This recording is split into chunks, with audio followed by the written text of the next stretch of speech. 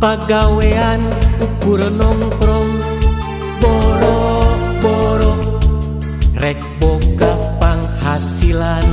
Kedua saya tahu itu Ningali parawan sok diheureyan jabat cunihin geus teu era ku anak jeung pamajikan. ya pantesan saya tambah kenal kulit banget Yeti ampun deh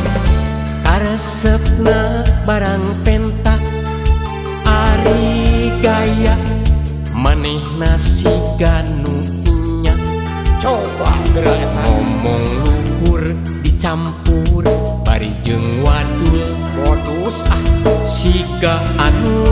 sieun kaelehkeun batur rungkat pokoknya ku saya tamah mun aya hiburan manehna engklak-engklakan pasang aksi siga nu hayang kapuji seserian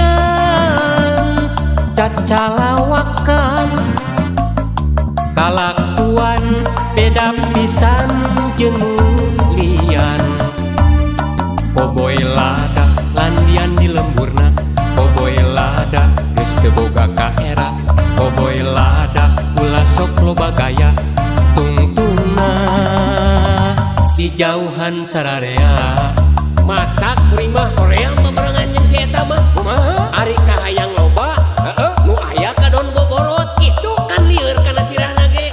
gaya we diheulakeun siga nu nya balaga nu geus ge 7 jahitan orat we lah pagawean ukur nongkrong boro-boro rek boga penghasilan. Kedua saya tahu itu Ningali parawan sok diheureyan jabat cunihin geus teu era ku anak jeung pamajikan. ya pantesan saya tambah kenal kulit banget Yeti ampun deh Karesepna barang pentak ari gaya manehna siganunya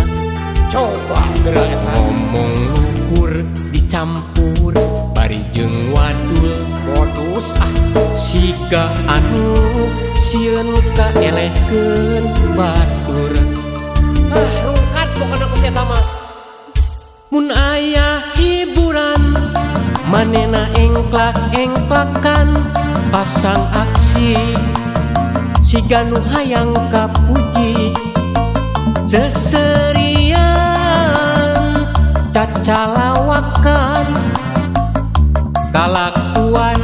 beda pisan jeung lian mun aya hiburan manehna engklak-engklakan pasang aksi siga nu hayang kapuji seserian cacalawakan kalakuan beda pisan jeung lian